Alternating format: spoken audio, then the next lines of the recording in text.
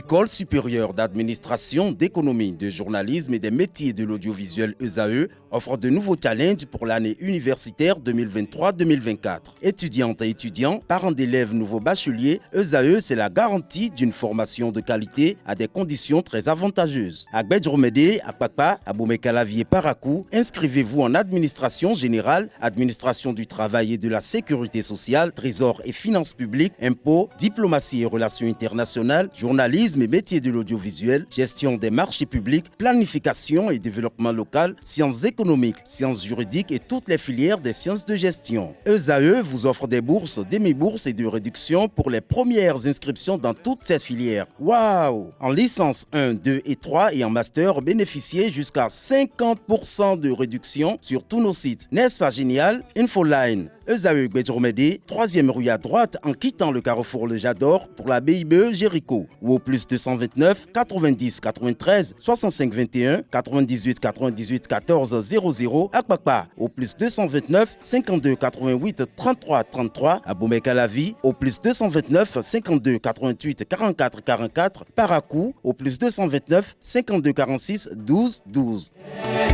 ESAE, l'excellence à un an. Dimanche politique sur ESAE TV. Chers amis internautes, bonjour, bon réveil dominical. Bienvenue sur l'invité de ce dimanche 2 juin 2024. Ce dimanche, avec ma collègue Billy Gaëlaïdi, que je salue au passage. Bonjour. Bonjour Kader. Merci d'être avec moi ce dimanche. Chers amis internautes, on reçoit pour vous Maître Sadikou Ayo Alao. Bonjour à vous. Bonjour, cher ami.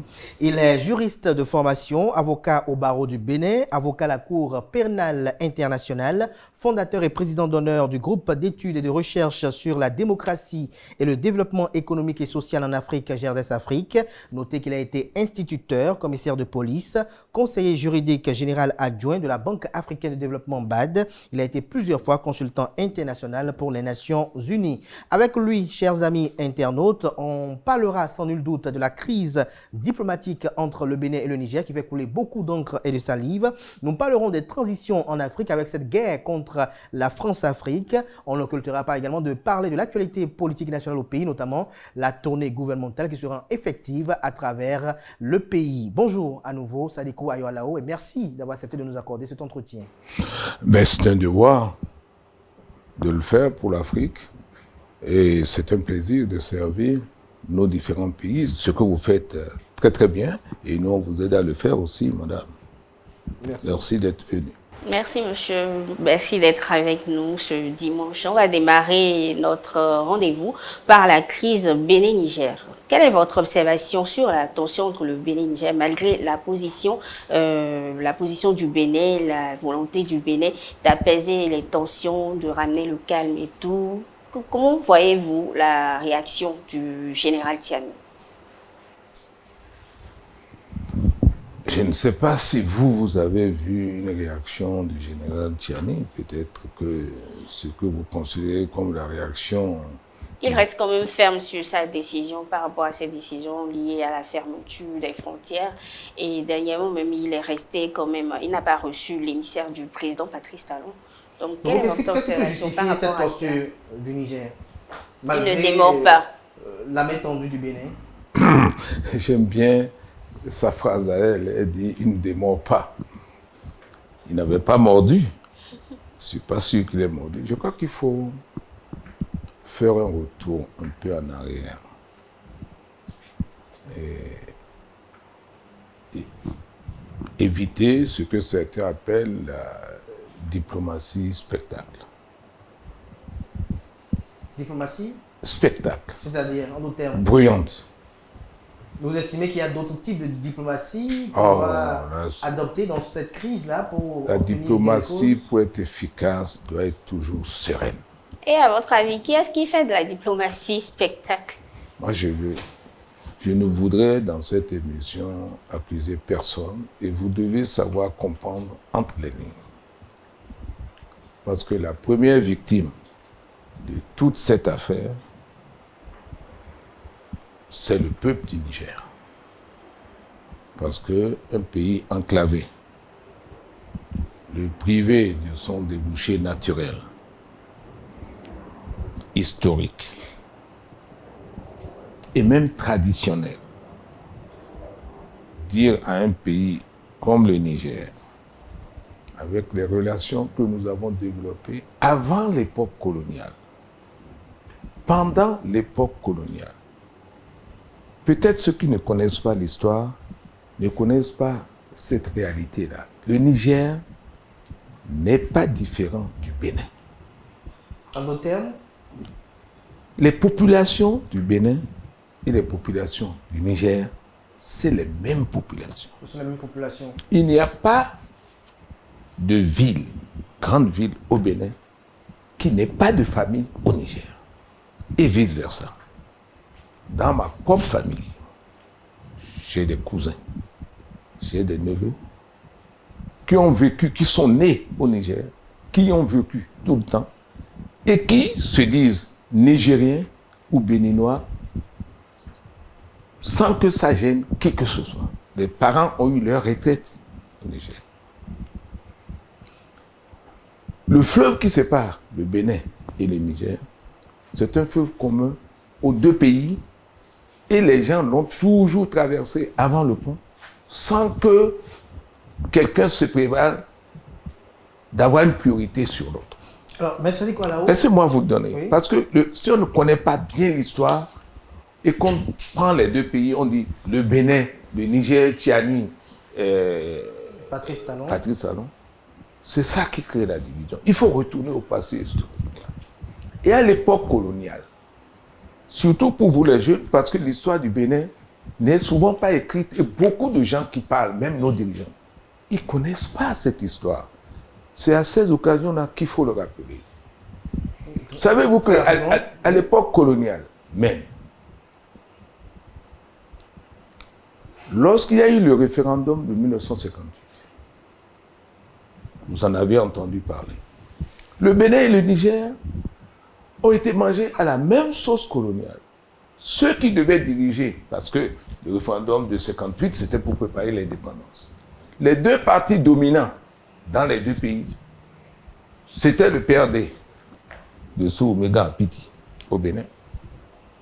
Et c'était au Niger, le parti Sawaba. Je crois que vous en avez entendu parler. Et le leader, c'était Dibo Bakari. Mais le colon, ayant constaté que les deux, c'était des partis progressistes et qui voulaient un développement sous-régional, ce qu'on appelle aujourd'hui la CEDEAO avec le Togo, on les a habilement écartés. Dibo Bakari s'est retrouvé en prison, bien qu'ayant gagné les élections. Il n'a été libéré que tout récemment aveugle. Apiti a été écarté de la même façon, et vous connaissez peut-être la petite histoire du Bénin. Je dis, aujourd'hui, le Bénin et le Niger, ce n'est pas pour rien que les deux pays, qu'il y a eu le réseau des chemins de fer, OCBN, l'OCBN, qui était réseau Bénin-Niger autrefois, Organisation commune Bénin-Niger, c'était une entité qui appartient aux deux pays. Et nos égos nous ont conduits à supprimer ce lien qui est un biberon entre les deux pays. Je dis, quand on n'applique pas l'histoire et qu'on ne respecte pas l'histoire, c'est l'histoire qui vous fait faux bon. Et c'est ce qui est en train de nous arriver. Alors aujourd'hui, on ne va pas pleurer sur le dos du lait renversé. Faut pas, non. Oui. Il faut bien connaître parce que le Bénin n'est pas le seul pays à avoir sa frontière fermée avec le Niger. N'oubliez pas qu'il y a le Nigeria. Si vous voulez résoudre un problème, cherchez les causes profondes. Présenter les causes. Et je viens de vous dire une partie. Nous nous sommes comportés comme si le Niger était un pays étranger par rapport au Bénin. Il y a eu un coup d'État. Donc c'est le Bénin qui s'est mal comporté. Je ne vous parle pas de mauvais comportement. Écoutez-moi bien. Je vous prends un autre cas, le Bénin et le Niger. Prenez le Niger et le Nigeria. Les décisions qui ont été prises de fermer les frontières ont été prises au Nigeria. Vous vous êtes posé la question de savoir pourquoi le Nigeria n'a pas connu le même sort que le Bénin. Vous ne vous êtes pas posé la question. Pourquoi selon vous? Bon, je m'en vais vous répondre. Au Nigeria, la société civile du nord du Nigeria, lorsque la décision a été prise, cette société civile qui n'a jamais été affaiblie et qui a toujours maintenu ses relations avec la société civile du Niger. Celle du Bénin est affaiblie? Mais vous le savez, vous n'avez qu'à votre profession à vous-même. Elle n'est pas affaiblie. C'est du journalisme, ce qui se passe aujourd'hui. Mais qu'est-ce qui s'est passé au Nigeria? Mais les gens, les sages, la société civile, les vieux du Nigeria, sans aviser leur gouvernement, se sont rendus directement au Niger pour discuter avec la société civile du Niger et ont rencontré le chef de l'État. Pour dire quoi? Pour dire au chef de l'État du Niger, écoutez, la CEDEAO veut priver la population de ceci et cela pour ce qui concerne les biens et services. L'axe principal est fermé, mais tous les autres axes vous sont ouverts.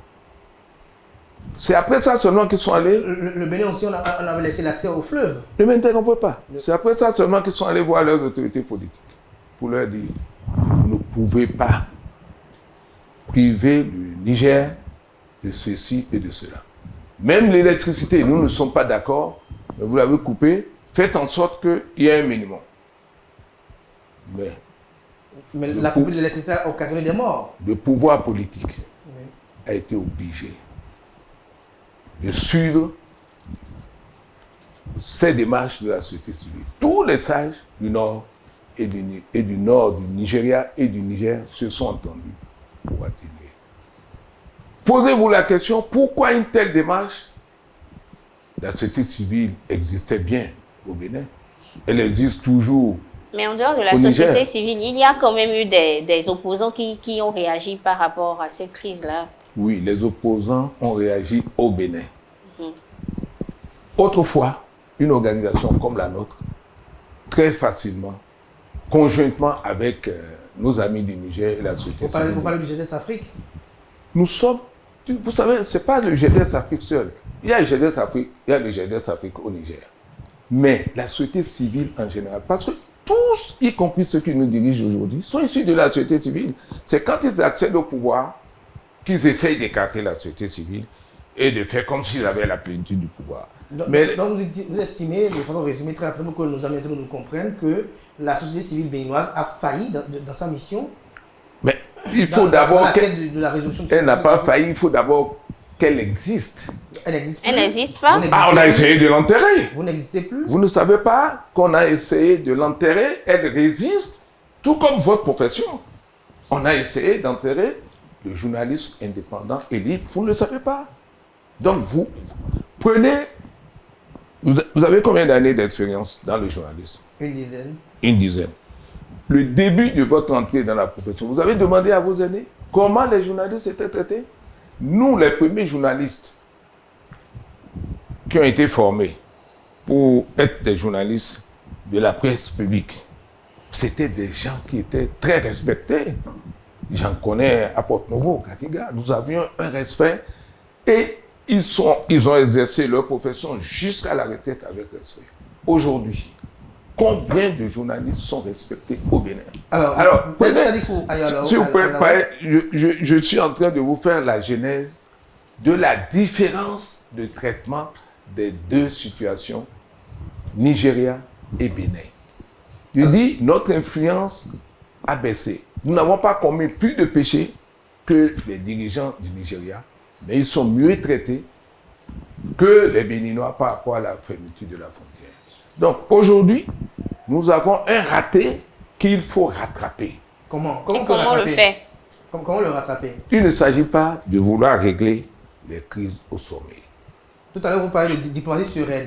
Pour vous, il y a un autre type de diplomatie qui... Vous savez, j'ai dit il y a quelques années que tout peuple divisé contre lui-même est condamné à périr. Si votre propre peuple est divisé,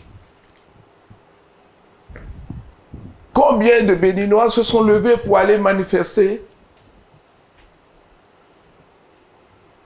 pour aller dire aux Nigériens d'ouvrir la frontière? Vous croyez qu'il n'y a pas beaucoup de pertes chez nos commerçants, chez nos hommes d'affaires, pour que cela se fasse. Mais les mêmes qui se plaignent de leur manque à gagner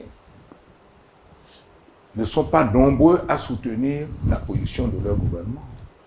Donc, vous avez quand même remarqué que... Je ne déplore rien, je constate. Faites attention. Je constate. Au Niger, les gens se lèvent tous les jours pour manifester. Oui, mais on constate aussi que après, suite à la crise entre les deux pays, il y a eu quand même la cherté et tout ça, il y a eu quand même des répercussions sur les deux peuples. Et ici, les populations sont pleines, même si elles n'ont pas manifesté. Vous avez récemment suivi des marches qui ont été quand même dérangées ou, je vais dire, interrompues par les forces de l'ordre. Ce n'est pas comme si les populations ou les travailleurs n'ont pas voulu revendiquer des choses. Pour la fermeture de la frontière. Bon, peut-être pas pour la fermeture, mais des choses parlons, qui ont causé. Nous parlons de la fermeture de la frontière. Si les Béninois qui ont faim, qui ont manifesté, il y en a tous les jours. Et vous n'allez pas me dire que ça vous surprend que les Béninois, que les travailleurs disent qu'ils ont faim. Vous pensez qu'après tous ces déguerpissements, toutes ces casses, tous ces licenciements et tous les problèmes de gestion, que les Béninois n'ont pas fait. Alors, ils ont fait. Ça, c'est autre chose. C'est vous qui avez soulevé ce problème. Vous avez constaté le manque de soutien des populations à leur gouvernement. Pour vous, les populations auraient dû être comment? Écoutez, pour la souffrance supplémentaire implorer la clémence que cette affaire fait subir aux Béninois, c'est normal que les Béninois, même, il y a un consulat du Niger ici, pour que les Béninois demandent au consul du Niger, la souffrance, c'est trop. Dites à votre président d'ouvrir. Ce n'est pas... Il y a un conflit au sommet entre des politiciens. C'est le peuple qui peut faire pression sur ses dirigeants pour faire atténuer. Vous avez vu, les gens du Niger continuent de manifester pour demander à leur gouvernement de ne pas ouvrir la frontière. Donc vous invitez... Alors que... Mais est-ce que cette manifestation-là pour vous, c'est pas manipulé, téléguidé? Où est-ce que ça n'existe pas des manifestations? Pourquoi il n'y a pas ça ici? Pour manipuler. Nous, donc vous invitez le peuple béninois à manifester aussi. Les Nigériens sont plus forts que nous. Vous dites, est-ce que ces manifestations ne sont pas téléguidées comme ça? Vous regardez sur les réseaux sociaux. Vous croyez que les Nigériens, pour la manipulation, sont plus forts que les Béninois ou que les dirigeants du Bénin? Vous rêvez de ça, vous? Monsieur Alao, l'émissaire du Bénin n'a pas été reçu par Tiani. Vous pensez que c'est parce qu'il n'y a pas de diplomatie sereine? D'abord, un émissaire du Bénin qui veut rencontrer le président du Niger, ce n'est pas sur la place publique que ça se dit. Il y a une manière de faire. Quand le Bénin veut avoir certains avantages avec le Nigeria ou la France, vous apprenez une fois que cela est déjà fait. Le Bénin a beaucoup de personnes, de sages, de membres de la société civile, et a beaucoup d'amis, même au Nigeria, de la société civile. Qui peut envoyer? Qui peuvent faire plus de choses que les officiels, lorsque les officiels sont en querelle. Mais le président Talon doit savoir qu'aucun pays n'est isolé, les peuples sont les mêmes. Donc il peut envoyer un autre visage. Il faut d'abord remettre sa propre population en confiance. Qui peut rencontrer le président Talon quand il veut pour lui dire que telle et telle chose doit être faite? Si ce n'est pas lui-même, il y a tellement de barrières que chacun reste dans son coin pour ne pas trop souffrir. Il faut qu'il mette d'abord son propre peuple en confiance. S'il ne met pas son peuple en confiance, qui va se lever pour aller parler aux gens du Niger? Quelques activistes ont essayé de le faire, mais on connaît leurs relations avec le pouvoir en place au Bénin. Certains sont engagés vis-à-vis de l'étranger. On les accuse d'être, comment on les appelle, des panafricanistes. Bon, je dis. Mais en réalité, les populations, il y a des sages au Bénin. Il y a des gens qui ont des relations avec des sages. Comme le président Boniaï, par exemple. Ben, s'il le veut. Même des gens qui n'ont pas de coloration politique. Oui, ça dit quoi, là, quelques-uns, par exemple, des noms. Non. Des Écoutez, exemples nous de nous ça. connaissons tous. Vous, au regard de votre parcours, un peu partout en Afrique, avec GRDS Afrique, Est-ce que vous qu'est-ce n'êtes pas qu'est-ce bien que placé, vous par pouvez- exemple? Qu'est-ce que Hein? vous pouvez dans cette crise pour le Bénin? C'est votre patrie, le Bénin. Vous êtes béninois. Oui. Qu'est-ce que vous pouvez, vous, dans cette crise? En Ça tant dit quoi, que là? sage. Moi, Est-ce que vous avez pris des je crois que initiatives? l'émission n'est pas faite pour que je parle ni de moi, ni de ce que le GRDS, Oui, mais jusque-là, les dans Béninois- cette crise-là, a essayé de faire. Mais je vous dis que la principale difficulté vient de nos propres gouvernants et de la confiance qu'ils font ou qu'ils inspirent à leurs citoyens. Je vous ai dit quelque chose. Dans une crise comme ça, si vraiment il y a crise, le président Talon ne peut-il pas convoquer certains éléments de la société civile ou les anciens présidents pour dire concertons-nous dans cette crise-là, qu'est-ce que nous devons faire? Vous croyez que ça, c'est sur la place publique qu'on va dire qu'est-ce que nous devons faire? Et à votre avis, le président Talon, il n'écoute pas son peuple? Il n'est pas à l'écoute? Moi, je vous en laisse la responsabilité. Il faut d'abord qu'il le consulte. Pour ne pas écouter, il faut avoir consulté. Je crois qu'il y a des gens qui savent trop de choses ou qui croient tout savoir et n'ont pas besoin d'associer. Dans une crise comme celle-là, tout dirigeant sage, ayant vu ce que le Nigeria a fait, devait appeler, dire, bon, nous avons une crise avec nos amis du Niger. Essayez de voir avec nous, qu'est-ce qu'on peut Mais faire. ça dit quoi là, en tant que patriote, lorsque l'exécutif ne voit pas cette option, par exemple, si je dis peut-être une sottise, vous, en tant qu'acteur de la société civile, au regard de votre parcours emblématique, quelles sont les actions que vous avez peut-être entreprises ou que vous pouvez entreprendre pour véritablement que les Béninois puissent quand même retrouver les commodités? Bon, moi, je vous dis, la diplomatie doit être sereine. Les démarches du GRDS sont aussi des démarches sereines. Mais je vous ai dit, vous n'avez pas... Elles ont des échos favorables, ces démarches-là? Pardon, je n'en parlerai pas, mais celui avec qui on peut parler de ça, qui ne prend pas l'initiative de consulter, si vous demandez à le voir, vous l'avez déjà vu? Mais Moi, je lui ai écrit. Vous avez écrit au président Talon Bien sûr. et vous n'a pas répondu? Sur le Niger? En tout cas, moi, je ne vous en dirai pas plus. Je dis, tout peuple divisé contre lui-même est condamné à périr. Retenez bien ça. Et c'est même dans la Bible. C'est dans le Coran. Et tous les grands auteurs l'ont dit. Si vous voulez être écouté à l'extérieur, soyez d'abord unis à l'intérieur.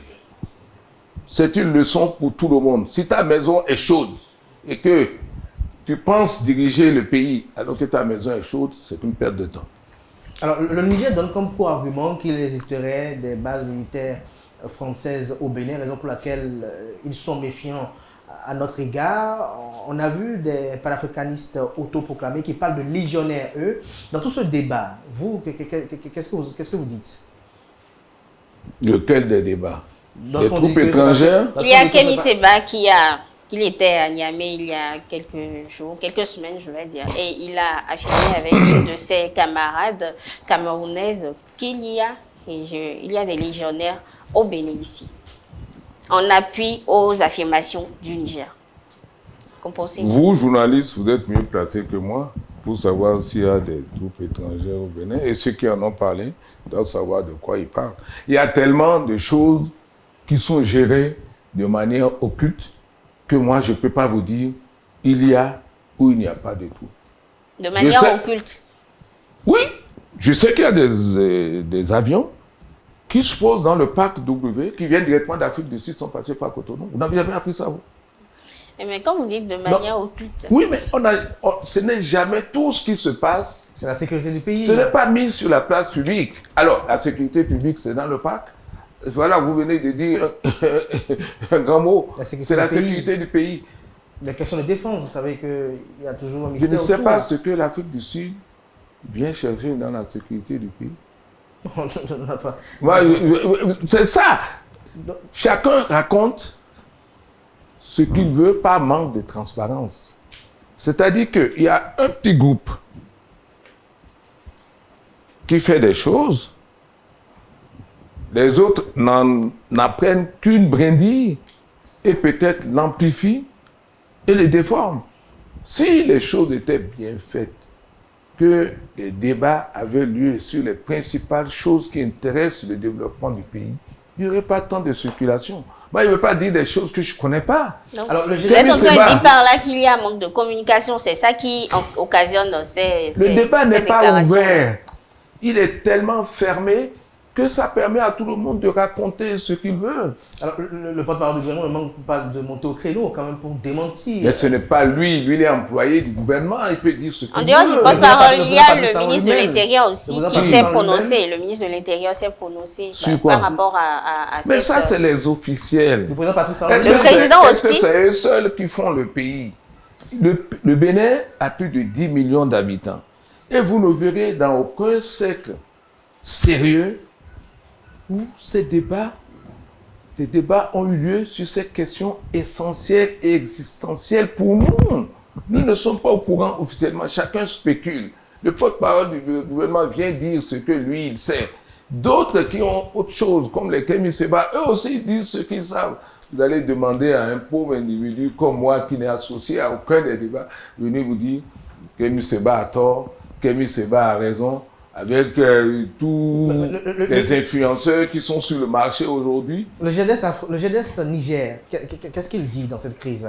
Vous pensez vraiment que si je connaissais la vie du GDS Niger, c'est ici que je le dirais moi? Vous êtes vraiment sérieux?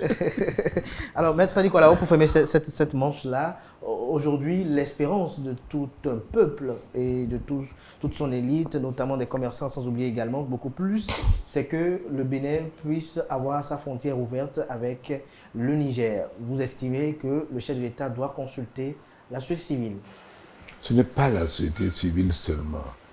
Le président Talon doit discuter de ces questions-là avec son peuple qui lui montrera la voie. Ce n'est pas une affaire de bureaucratie, ce n'est pas une affaire d'autoritarisme. Ce n'est pas là où on décrète, on doit ouvrir. Pour fermer, vous n'avez pas consulté les gens. Les gens ont souffert. Comment en arriver à ouvrir et à rétablir des relations sereines? Donc le président doit être plus ouvert envers son peuple. Il doit discuter avec son peuple, il ne le fait jamais. Depuis que les gens lui disent qu'il faut une concertation. Prenez par exemple les gens qui sont allés à l'Assemblée dire qu'il faut corser la loi électorale. Un député parle comme ça officiellement, ça dit que la démocratie là, il faut verrouiller. C'est ça la démocratie. On dit cela ouvertement, toutes les radios diffusent. Il faut corser. Ça répond à une réforme du système partisan.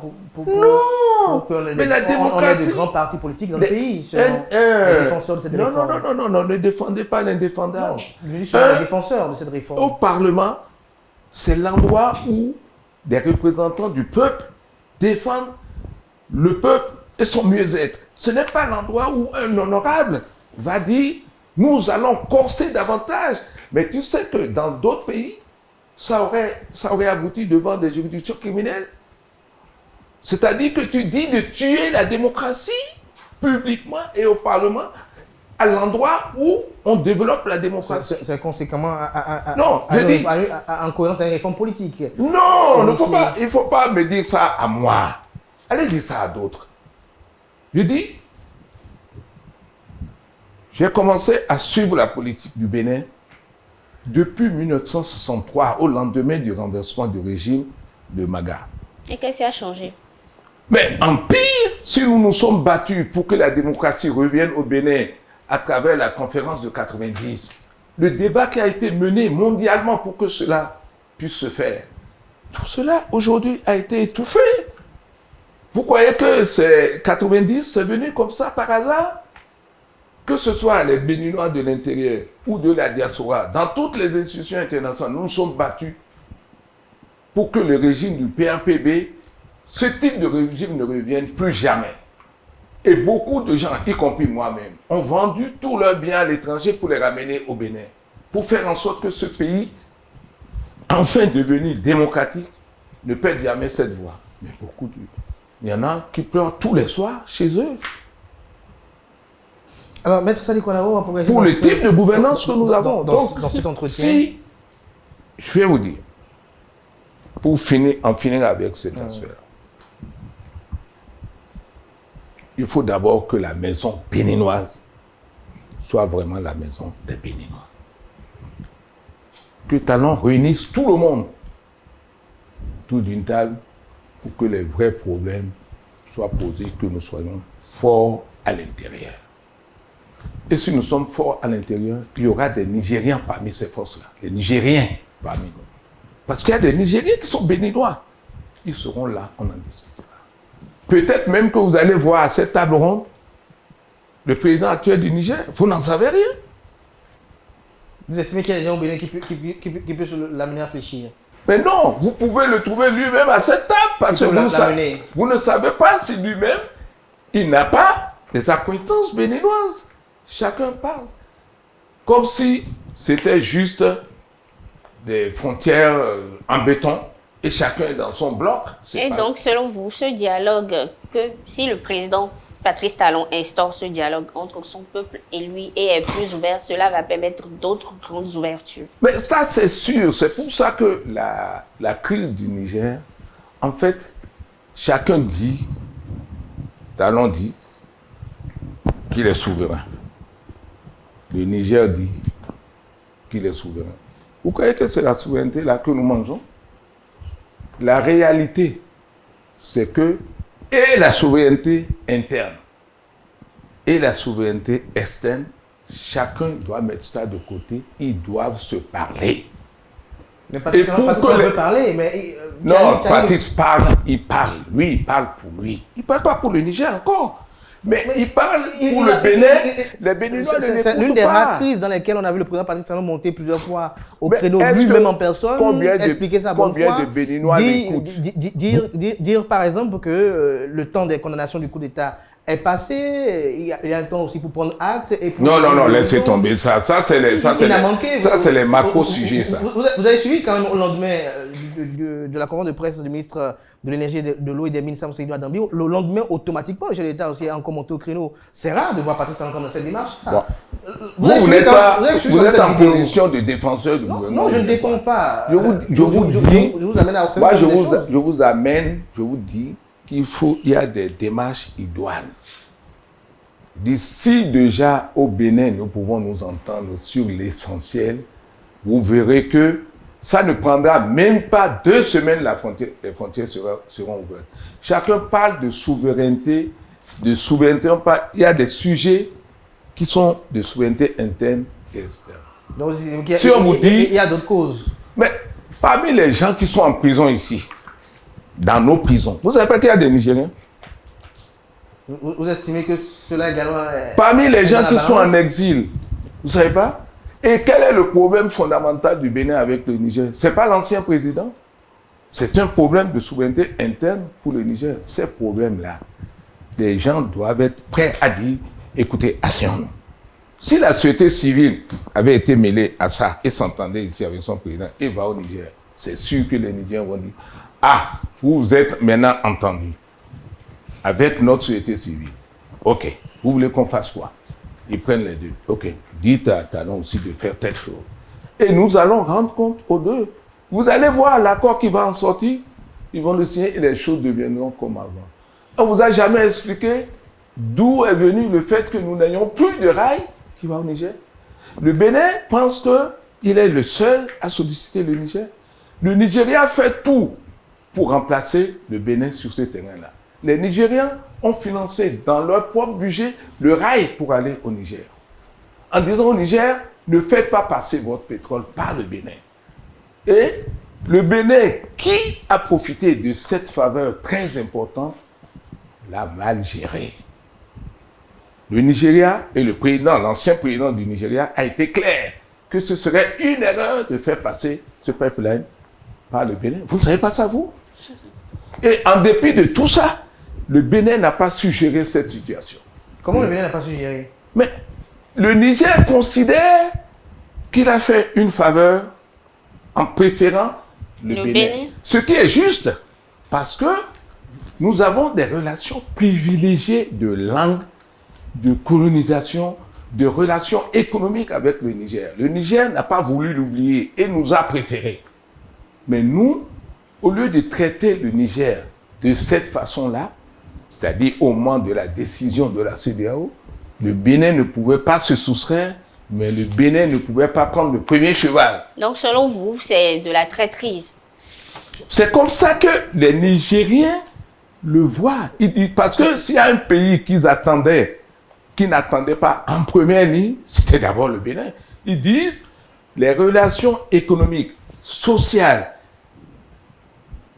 et même de relations économiques et de personnes entre les personnalités béninoises et du Niger sont telles. Mais les autorités béninoises ont fait un coup pas, ont reconnu que... Non, mais écoute, tu me coupes la tête, et à après votre tu avis, dis c'est pardon, trop tard? je regrette de t'avoir coupé la tête. Encore faudrait-il que tu puisses parler. Je crois, ce n'est pas celui qui a tranché ta tête qui va dire qu'il la remettra en place. Il faudra un chirurgien qui s'y connaisse. Et le chirurgien, c'est le peuple des deux pays. Merci à vous, Maître Voilà. Adekwalao, pour votre opinion sur ces questions d'actualité. On va quand même parler également d'actualité dans le Sahel. Vous avez suivi un peu l'actualité au niveau du Mali, du Burkina Faso. Les jeunes au pouvoir se sont offerts 5 ans de plus. Qu'est-ce que vous en pensez? De toutes les façons, moi je n'en pense rien. C'est Peut-être tout. que le Niger va suivre également. Pour moi, les régimes autoritaires se valent. Je n'ai pas de choix. Moi, je suis un démocrate. Les régimes autoritaires? Sont les mêmes. Ok. Moi, je n'ai pas de choix. Parce que c'est des régimes qui s'imposent à leur peuple. Qu'il s'agisse de ceux qui ont été régulièrement élus et qui se maintiennent à perpète, Exemple. et personne n'a encore échappé à ça. Exemple de régime? Et pourquoi au Mali, il y a eu coup d'État? Ce n'est pas le fait de vouloir se maintenir au-delà du mandat. Pourquoi au Sénégal, les jeunes ont triomphé brillamment? Ce n'est pas le fait de vouloir se maintenir. La Côte d'Ivoire en est là, à plus de son 3e mandat. Le Togo. C'est son parti qui l'invite à renouveler son nouveau mandat. Le parti, vous distinguez maintenant le parti de la Constitution. Faites-en ce que vous voulez. Le Togo. Ce sont ces genres de tolérance qui font qu'il y a des coups d'État. Et ils sont entre régimes autoritaires parce que le régime issu des coups d'État n'est pas préférable au régime autoritaire que nous connaissons, à ceux qui se maintiennent par la force, bien qu'ils aient été élus. Mais le résultat, ils sont tous des autoritaristes. Moi, je ne vais pas choisir entre un régime autoritaire qui a trahi la confiance du peuple et qui se maintient, et celui qui prend les armes pour prendre le pouvoir, parce que ceux-là se disent qu'ils sont... Ils disent qu'ils viennent défendre le peuple. Ils disent. Mais en fait, Mais généralement, avec les prolongations ou les prolongements, Donc, selon vous, ils sont pareils, ils sont tous pareils. pour moi, celui qui prend le pouvoir par la force, et celui qui se maintient au-delà des normes constitutionnelles, se maintient aussi par la force, moi, je n'ai aucun choix à faire. Ils me paraissent, il faut qu'on leur recommande à eux tous de revenir à des normes qui sont inclusives de leur peuple. Ils doivent tenir compte de l'opinion de leur peuple pour se maintenir au pouvoir et non trouver des astuces à travers des réunions pour se maintenir et consorts. Et personne n'a encore échappé à ça, même pas ce pays. alors, Retenez-le bien. Maître Sadikola, est-ce que vous êtes en train d'insinuer que Patrice Talon pourrait faire un 3e mandat? Vous l'excluez a priori? Alors, il a dit... Il a dit qu'il Est-ce que, ferait pas de je vous 3e retourne mandat. la question, est-ce que vous l'excluez a priori? Si vous suivez l'actualité de ces derniers jours, vous l'excluez, je vous prendrai au mot. Qu'est-ce Vous que vous l'excluez? amène dans l'actualité de ces derniers jours? Vous avez suivi l'actualité de ces derniers jours. Est-ce que ça vous amène à Notamment? exclure cette possibilité? Non, Soyez non. plus précis. Pas Faites de- allusion à quoi? Lui, les journalistes, moi je suis encore moins. L'actualité politique au Bénin vous amène à l'exclure. Dites-moi, vous l'excluez. Et je vous dis, dont acte. Alors, maître... Vous avez vu? Sadikola, Ça, c'est le journaliste, ça. Maître Sadikola, moi, je suis ici pour vous poser des questions. Moi, je suis pas là pour répondre. Je n'ai pas, comme certains, la science infuse. Je m'inspire de ce que je vois, de ce que j'entends. Les régimes autoritaires, vous connaissez leur principe, leur manière de gouverner? Parlons-en. Hein? Parlons-en. Non, dites-moi. Expliquez-nous. Vous connaissez? Expliquez-nous. Mais c'est les régimes dans lesquels Maître le Adama, peuple a très peu de mots à dire. On prend des décisions, on vous les amène, et puis vous marchez. C'est ça. Que ceux qui prennent le pouvoir militairement, qui se prolongent les mandats, qu'est-ce que vous voulez que moi, ça me fasse? Alors, Maître Alao, la plupart de ces patrons de jeunes au pouvoir ont on peut qualifier ainsi les projets de société, le renvoi de la France de leur pays et des intérêts américains. Est-ce que pour vous, ça doit être un projet de société? Vous savez... Sous la coupole d'une volonté de panafricanisme. Vous savez, les gens prennent le pouvoir par la force, il faut nécessairement un bouc émissaire. On ne peut pas dire que celui qu'on chasse est en même temps l'ami. Donc, selon vous, c'est une façon pour eux de rallier le peuple à leur cause. Eux, ils doivent savoir pourquoi ils le font. Mais, dans ma perception, il est inspiré par l'histoire du Bénin. Parce que, vous savez, le premier coup d'État qui a eu lieu au Bénin, si vous vous en souvenez, c'est en 1963. Le général Soglo, à l'époque, a refusé de prendre le pouvoir. Si vous ne le savez pas, je vous le dis. Il a refusé, les gens l'ont suivi. Il a dit, niet, lui n'est pas chef de l'armée pour prendre le pouvoir politique. On l'y a contraint. Et parmi ceux qui l'y ont contraint, devant le désastre que tout le monde prévoyait, il y avait l'ancienne puissance coloniale qui lui a apporté son soutien. C'est vous dire que si un pouvoir autoritaire intervient, il y a des causes profondes. Et c'est ce qui s'est passé au Bénin. Après, les autres coups d'État n'ont peut-être pas eu le même fondement, mais toujours est-il que la souffrance du peuple amène les militaires souvent au pouvoir. Et qu'ils trouvent en la France l'ennemi. Autrefois, ce n'était pas la France avec Soglo. Les autres coups d'État ont évoqué la France. Mais le lendemain, ils sont allés encore en France pour demander de l'aide à la France. Les gens trouvent que parmi les coups d'État intervenus en Afrique, celui du Gabon est pro-français. Tous ne sont pas contre la France. Au contraire, le nouveau président du Gabon est en visite officielle en France. En Afrique de l'Ouest, c'est arrivé qu'il y ait eu des coups d'État soutenus par la France. Mais les jeunes aujourd'hui sont contre la France, peut-être à cause de leur expérience sur le terrorisme. Mais on constate qu'ils sont contre la France et les États-Unis, mais sont très ouverts vers la Russie. Bon, vous savez, nos pays ont envoyé plein de cadres en formation en Russie. Ce qui est arrivé avec la France, où il y a eu la France-Afrique, est en train d'arriver, et peut-être bientôt, on parlera aussi de la Russie-Afrique. Parce que les gens vont là-bas, ils ne connaissent que ça, et surtout quand les militaires y vont, avec les armes qu'ils voient, ils considèrent que le nouveau maître chez qui ils ont été formés est vraiment plus puissant que l'ancien maître qui continue d'être la France ici. Bon. Donc c'est une question d'intérêt. Ça va passer. C'est un effet de mode.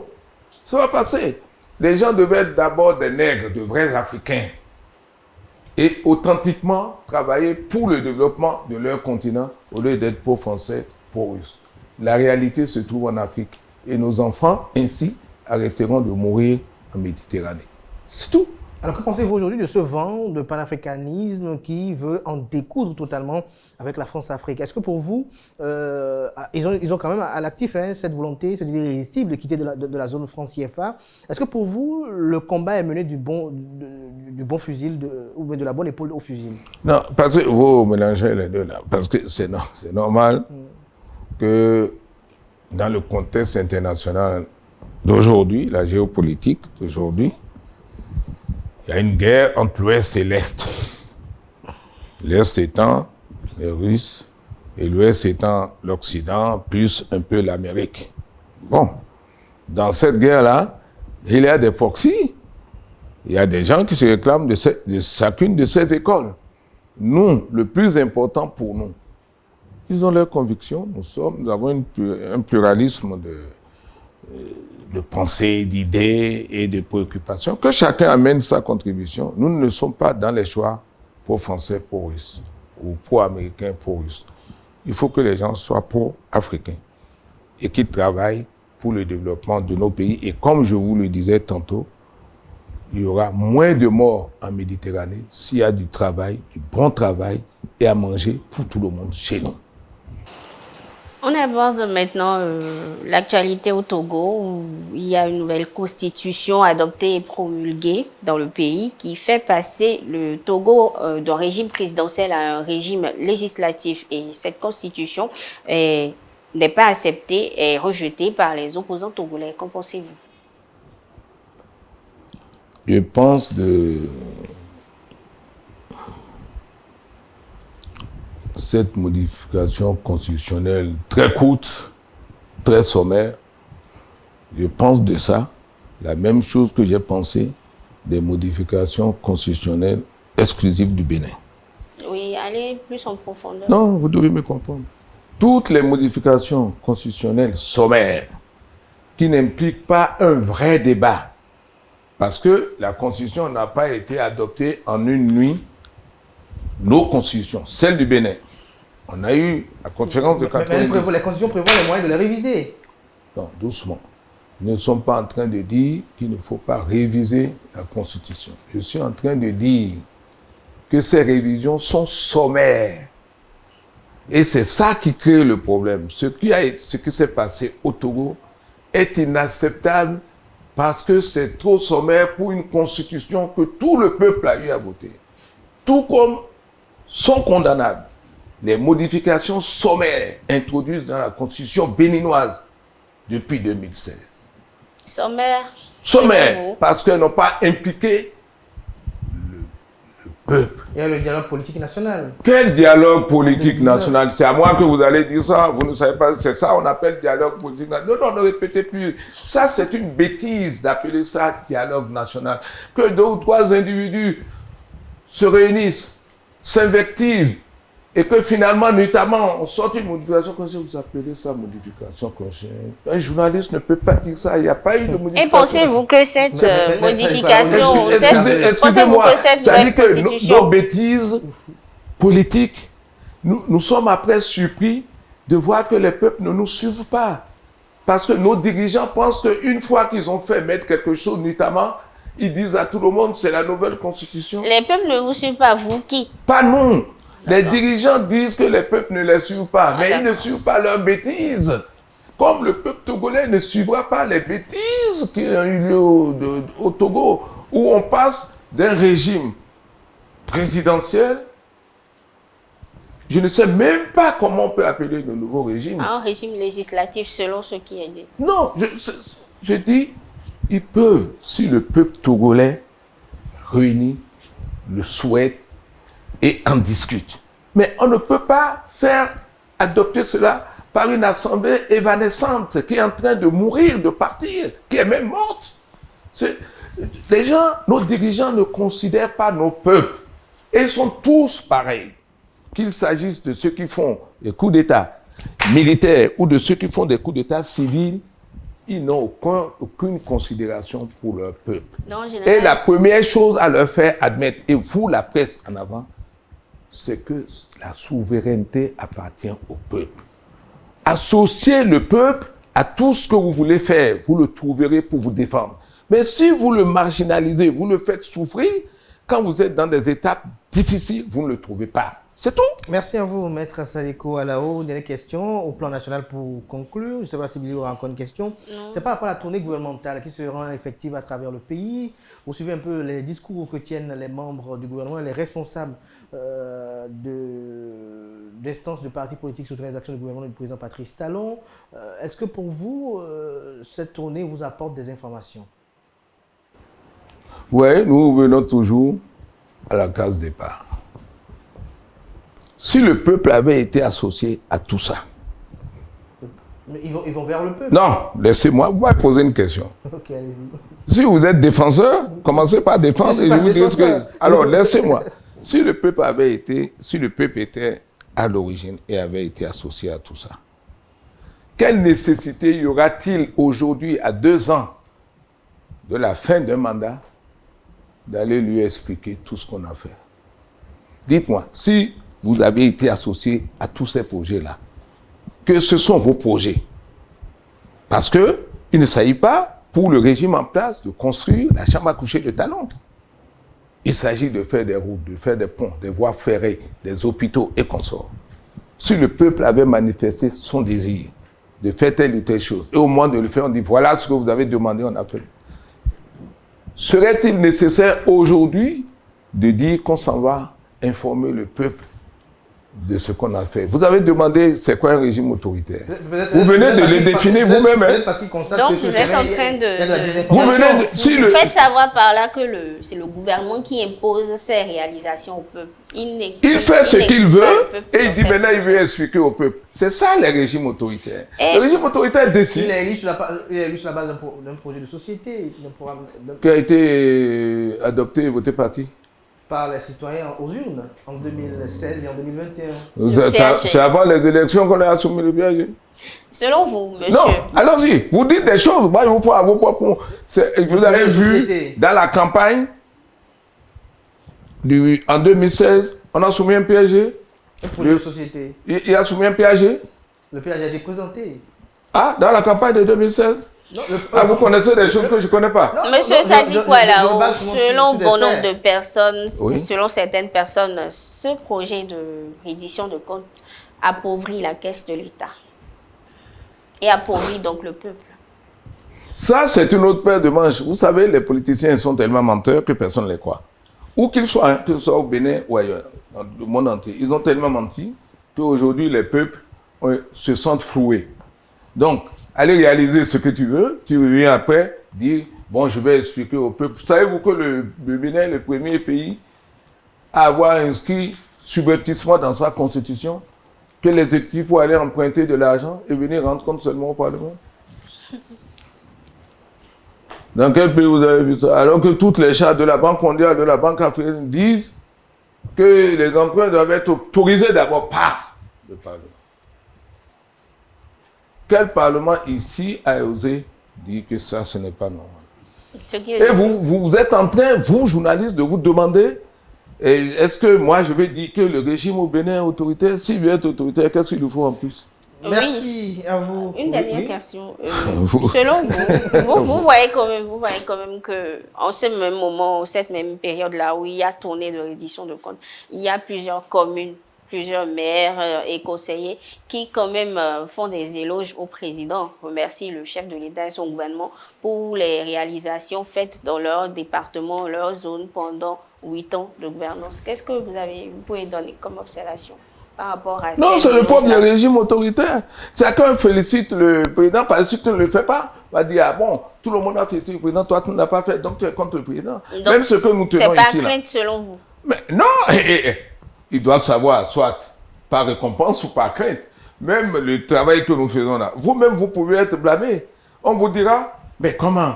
Vous, journalistes, vous n'avez pas défendu le président Talon énergiquement. Il y a toujours des gens dans les régimes autoritaires qui se croient plus puissants que le puissant. C'est-à-dire, à force de défendre ce qu'on croit être la puissance, on défend seulement tellement cela puissamment que quand on vous voit après, on dit, oh, vraiment, tu as bien défendu ton président. Ça, tu es bien. Tout ça, là, c'est des petites choses de la vie. Les hommes d'État, grands et forts, sont très humbles. Ils font beaucoup de bonnes choses avec un consensus. Le maximum qui est possible, qu'il est possible d'obtenir. Et lorsqu'ils le font bien, parce que c'est des choses désirées d'en bas, qui sont connues de tout le monde quand ils le font, non seulement les populations disent « Ah non, c'est formidable », mais le Seigneur aussi, des récompenses. Mais nos dirigeants en Afrique, même s'ils vont à la Mecque, même s'ils vont dans les églises, ne sont pas spirituellement de vrais croyants. Merci à vous, maître Sadi. Il leur faut cela, ça leur manque. Merci à vous, maître Sadi Kwalaro Beligalabi. Merci, chers amis internautes, de cet entretien. On retiendra de façon sommaire et expéditive que notre invité, Maître Sadikou Ayo Alao, a tenu à rappeler aux uns aux autres que les populations du Bénin sont également celles du Niger. Pour lui, il faut priser dans cette crise entre le Bénin et le Niger la diplomatie sereine. Il nous a fait un peu d'histoire au cours de cet entretien. Il a fait savoir que, selon lui, la société civile béninoise est affaiblie. Pour lui, je cite, « Tout peuple divisé contre lui-même est condamné à périr ». Fin de citation. Il a argumenté dans ce sens-là. Il constate le manque de soutien des populations à leur gouvernement, car selon lui, normalement, autant du côté du Niger, les populations se mobilisent pour ne pas, ou pour soutenir, pour être clair, pour soutenir leur gouvernement, autant également du côté du Bénin également, on devait avoir les populations être mobilisées devant peut-être le consulat du Niger ou devant les institutions, les représentations diplomatiques du Niger au Bénin, afin de soutenir le gouvernement et faire pression pour que cette situation soit décantée. Pour lui, il précise, il martèle, il a eu à le marteler plusieurs fois au cours de cet entretien, que les populations peuvent faire pression à l'effet d'obtenir gain de cause. Il rassure qu'il y a au Bénin des ressources qui peuvent intervenir dans cette crise si les officiels sont en difficulté. Il a fait allusion ainsi à la société civile et aux anciens présidents de la République, notamment Thomas Boniaï et Nicéphore Dieudonné Soglo. Pour lui, il est impératif que Patrice Talon puisse consulter les anciens présidents et la société civile, car pour lui, ce n'est pas une affaire de bureaucratie. Il a fait savoir, on a pu déduire de ses propos, qu'il a eu à écrire au chef de l'État Patrice Talon sur cette crise au Niger sans réponse. Il nous a fait savoir que celui qui prend le pouvoir par la force n'est pas différenciable de celui qui se maintient au pouvoir. Lorsqu'il a été interrogé sur les transitions en Afrique, interrogé également sur le Togo, il a fait savoir que la modification constitutionnelle qui a été opérée est très courte et sommaire pour lui. Il a eu à dénoncer cela et déplorer cela. Il a eu à argumenter dans ce sens-là. Et en fin d'émission, il nous a dit ce qu'il pense de la tournée gouvernementale qui est effective actuellement au Bénin. Pour lui, elle ne devrait pas avoir besoin d'être. J'espère que j'ai été plus ou moins récapitulatif. Oui, et surtout dire aux dirigeants du Bénin qu'ils gagneraient à être plus proches de leur peuple. Merci à vous. Ils ne gouvernent pas des moutons, ils gouvernent des hommes. Merci à vous, Sadikou Ayo Alao. Je rappelle à nos amis internautes que vous êtes juriste de formation, avocat au barreau du Bénin, avocat à la Cour pénale internationale, fondateur et président d'honneur du groupe d'études de recherche sur la démocratie et le développement économique et social en Afrique, GRDS Afrique. Vous avez été instituteur, commissaire de police. Vous avez été également conseiller juridique général adjoint de la Banque africaine de développement BAD. Vous avez été plusieurs fois consultant international pour les Nations Unies. Notez que vous avez été aussi avocat du tribunal pour le Rwanda et promoteur, vous êtes également promoteur de Radio GRDS. Merci à vous une fois encore d'avoir accepté de nous accorder cet entretien. Merci à vous, Mliga Elaibi, d'avoir conduit avec moi cet entretien. Merci, monsieur Alao. Les amis, nous vont prendre rendez-vous avec vous tout à l'heure à 19h pour le JT. Voilà qui m'invite à l'invité de ce jour. Merci pour l'attention, portez-vous bien et belle suite de programmes sur ESAE TV.